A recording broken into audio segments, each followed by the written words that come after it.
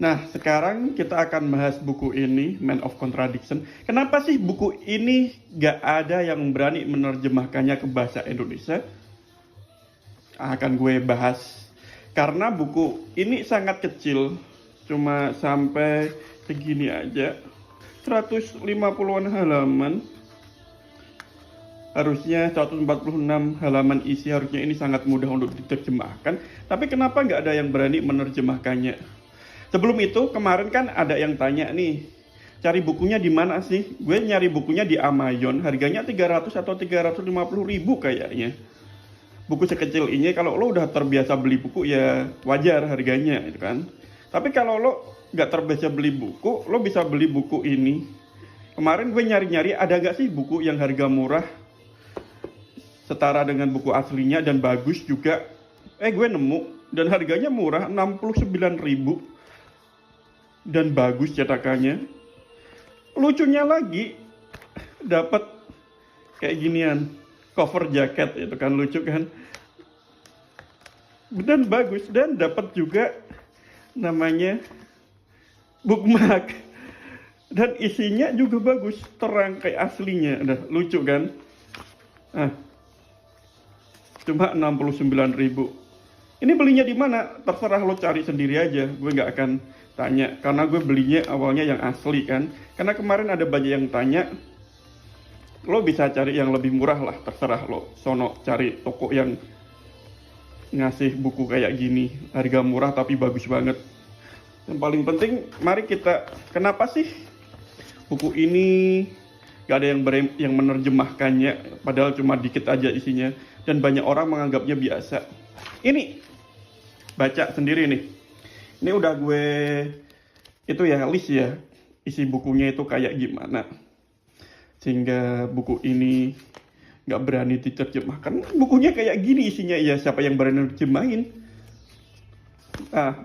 Ben Bland itu mengatakan bahwa Jokowi itu bertindak seperti halnya raja. Atau Raja Jawa yang berada di keraton. Itu ada di halaman 145 atau halaman 70 gitu kan. Terus dia dianggap keras kepala dan tidak sabaran.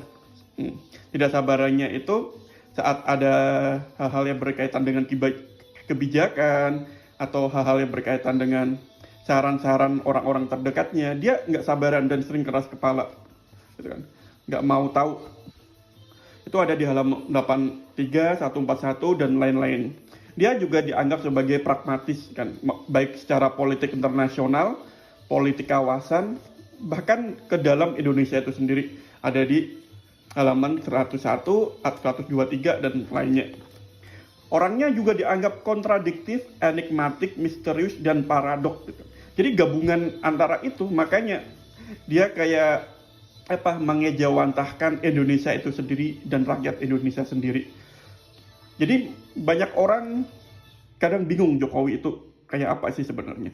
Orangnya tidak suka berpikir dan tidak suka berpikir analitis atau analitik gitu kan. Itu aja di 72. Makanya kebijakan Jokowi seringkali nggak dipikirkan terlalu panjang karena orangnya nggak suka berpikir terlalu jauh. Karena orangnya nggak suka berpikir kan, dan lebih ke aksi, makanya banyak kebijakannya kadang agak sedikit ngawur gitu kan. Dia mirip seperti Soeharto gitu kan.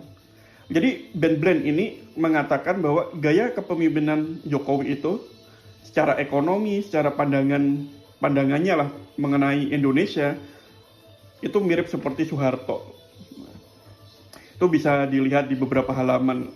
Gue nggak akan lagi ngatakan halaman berapa, tapi udah gue list ya halaman-halamannya. Dia membangun lagi yang namanya neo-otoritarianisme atau suatu politik yang otoriter itu kan.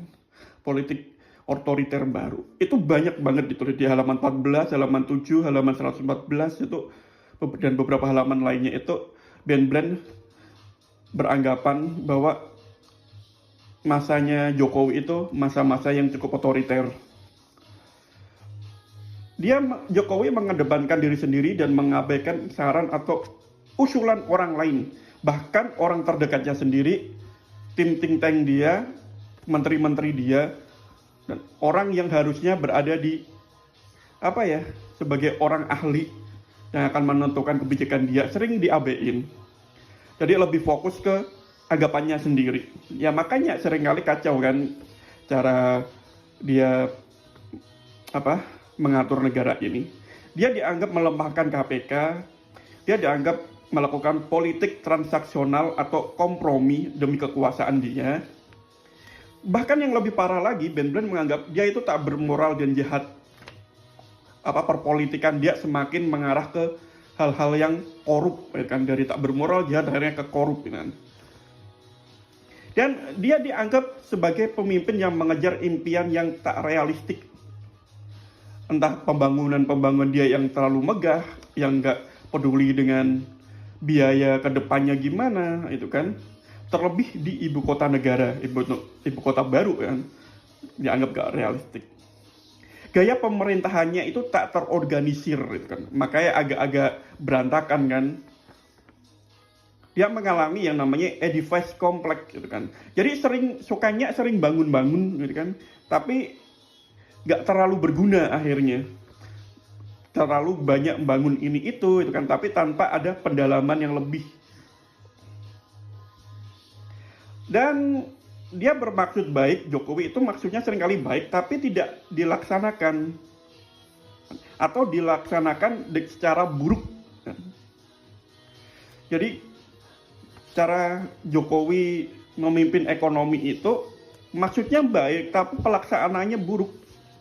Itu yang ada dalam buku ini, Man of Contradiction. Lalu mobil nasional itu sebagai proyek bencana, SMK itu dianggap sebagai proyek bencana. Lalu tak mampu menyeimbangkan antara negara dan sektor swasta. Jokowi bingung antara sektor swasta dan negara, antara liberalisme sama nasionalisme. Lalu di dalam bukunya ada ejekan yang namanya Jokopolis, ejekan ibu kota baru ya khusus untuk Jokowi, gitu kan. Jadi Jokopolis ini diejek sebagai pembuktian dari rasa malu daripada kemuliaan. Jokowi juga dituding berbalik ke arah politik yang otoriter, gitu kan. Terus mengabaikan Mahfud MD demi Amin yang menggulingkan Ahok, gitu kan. Kemunduran demokrasi, memasukkan kalangan militer, Islam garis keras, lalu mengenai penanganan korupsi yang gagal, dan lain sebagainya. Jokowi menganggap korupsi sebagai halangan untuk bisnis daripada prinsip berpolitiknya. Jokowi menganggap korupsi itu sebagai halangan bisnis kan, daripada prinsip politik yang lebih dasar. Demokrasi begitu sangat mengkhawatirkan di bawah Jokowi. Di bawah Jokowi, demokrasi dianggap agak kacau lah dan mengkhawatirkan. Semakin memburuk. Jokowi tak punya filsafat politik. Hanya mengikuti menurut pengalaman dia. Makanya agak ribet, kan? Ini yang paling parah. Ben Bland mengatakan bahwa Jokowi adalah serigala berbulu domba yang otoriter. Gila nggak itu? Serigala berbulu domba yang otoriter. Lo berani nulis kayak gini? Itu kan? Ini nggak heran jika buku ini nggak berani ada yang nerjemahin. Buku kecil kayak gini isinya kayak gini. Isinya benar-benar sangat menakutkan. Terus dia juga mengatakan kayak gini. Jokowi itu bonekanya Megawati. Tak punya rencana dalam mengatur para taipan, jenderal, politikus, dan macam-macam. Sehingga dia kebingungan dalam menghadapi mereka.